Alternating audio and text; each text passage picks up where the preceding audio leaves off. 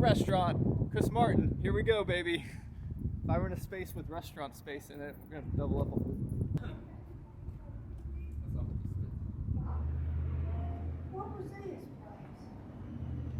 I like the industrial feel without ceiling tiles. $65 a month? I think $8,000 a month. 4,500 square feet, $7,700 per month.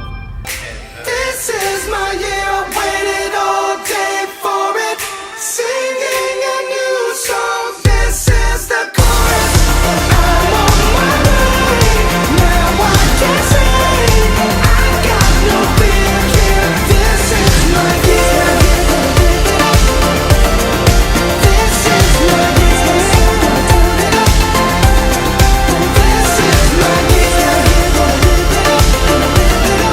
This is my year.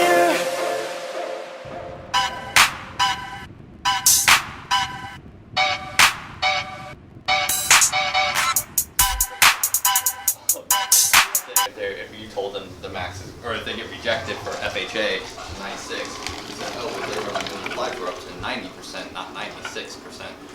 So that can be a big hiccup if they want to be sticklers about that. Okay, That so stuff on all your the on that kind of thing might change. I'm looking at, like you sent me, limited warranty, non-warrantable punch list.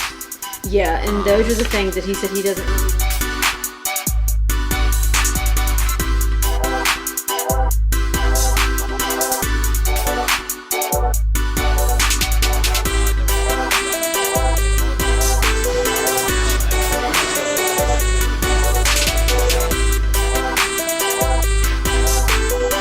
Doing Facebook Live, maybe once a week and just doing it. It shows the power of podcasting and video, especially when we had them together. I'm trying to create more content, so now I'm doing a podcast episode plus a career blog video that are different from each other. But if I can do both those per week plus a show, but then the next week you stay on your regular once a week schedule, so that you always have. Or you'd post the one you recorded the week before, and that one that you record that week, you put at the end of that list.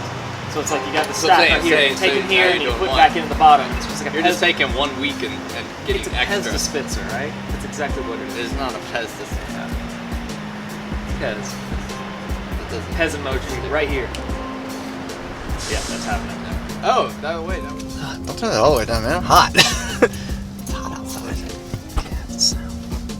I have to go give all of our money away. Oh, that's what I was going to do, is I was going to try and order checks.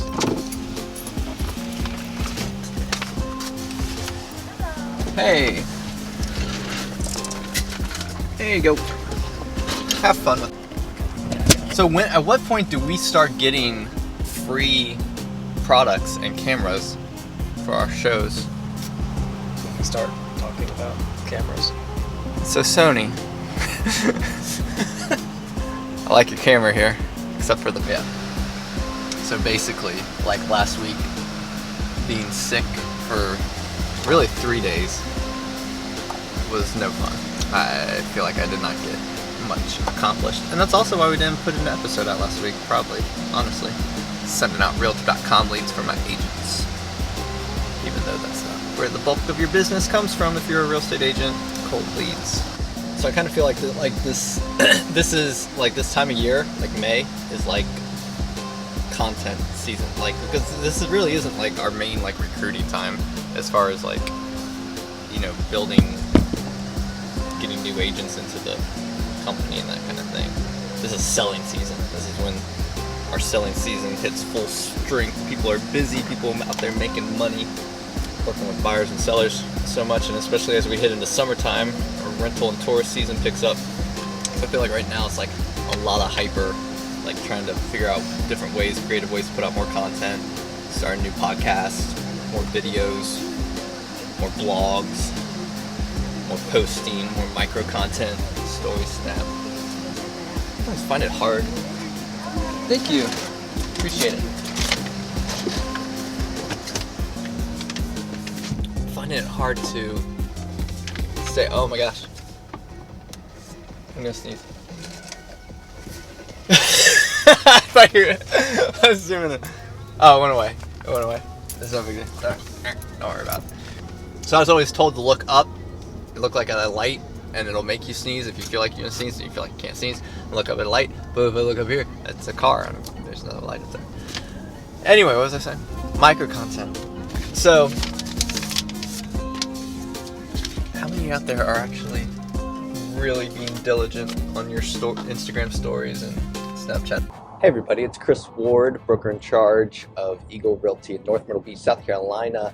Welcome back to the podcast, talking about career talk, mainly for realtors, but if you're a business owner, you might get something out of this. There are some industry parallels that you might be able to glean some information that might help you in your work, your career, your business, and that's what we're trying to do, is just provide some value.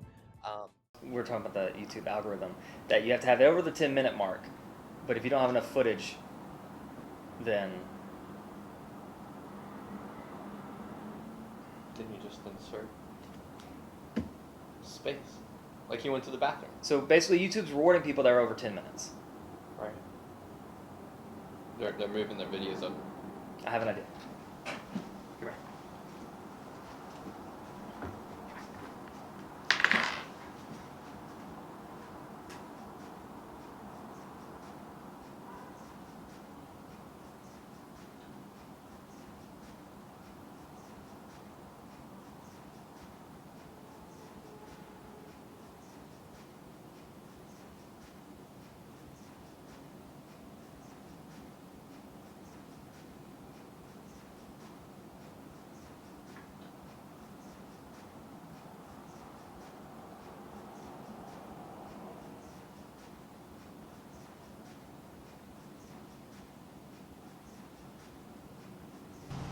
Start talking about cameras. So Sony, I like your camera here, except for the look it gives. No. That's my color grading. No, you just showed it to me on. Well, you set that on the camera itself, on the camera, on the you set the color.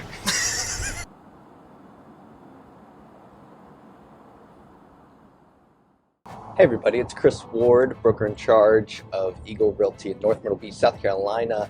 Welcome back to the podcast, talking about career talk, mainly for realtors, but if you're a business owner, you might get something out of this. There are some industry parallels that you might be able to glean some information that might help you in your work, your career, your business, and that's what we're trying to do, is just provide some value.